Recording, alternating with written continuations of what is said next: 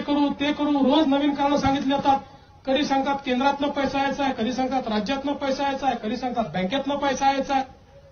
ज्याला मदत करायची असते त्याला बहाणे कधीच सुचत नाही. शेतकऱ्याच्या पाठीशी उभं राहायचं असेल तर महाराष्ट्र एक समृद्ध राज्य आहे.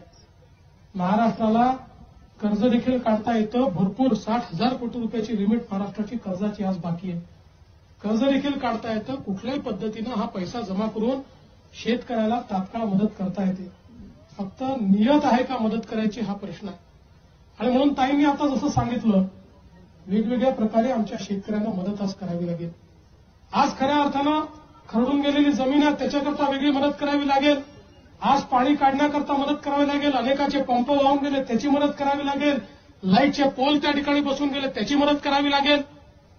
आणि आता तर मला काल मी लातूर जिल्ह्यामध्ये होतो, संभाजीरावांनी काल नवीनच गोष्ट सांगितली. आता या सरकारमध्ये त्यांनी बियाण्याकरता लॉटरी सिस्टीम सुरू केली. मग शेतकऱ्याने अर्ज करायचा आणि मग त्यातनं ते चिठ्ठी काढणार आणि 100 शेतकऱ्यांनी अर्ज केला तर 30 चिठ्ठ्याकडून 30 शेतकऱ्यांना बियाणं देणार. आपला नियम होता 7-12 त्याला बियाणं. आता हे लॉटरीनी म्हणजे जणू काही घर वाटून राहिले.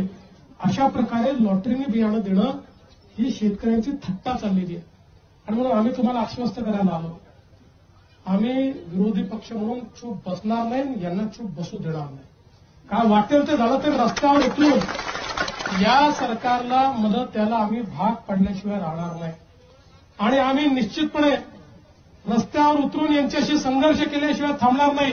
जोपर्यंत आमच्या शेतकऱ्याला थेट मदत मिळत नाही, सरसकट मदत मिळत नाही.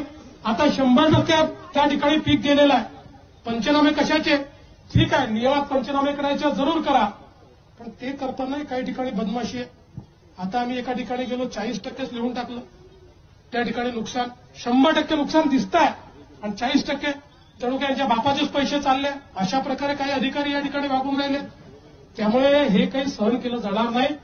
आणि म्हणून मी आपल्याला आज एवढंच आश्वस्त करतो, मेघनाताईंनी आश्वस्त करतो, जोपर्यंत शेतकऱ्याला न्याय मिळणार नाही तोपर्यंत आम्ही आमचा संघर्ष सुरूच ठेवू आणि तुमच्या पाठीशी पूर्ण ताकदीने उभं राहू. लवकरात लवकर तुम्हाला या ठिकाणी मदत मिळवून देऊ. एवढंच बोलतो आणि माझं बोलणं संपवतो. धन्यवाद.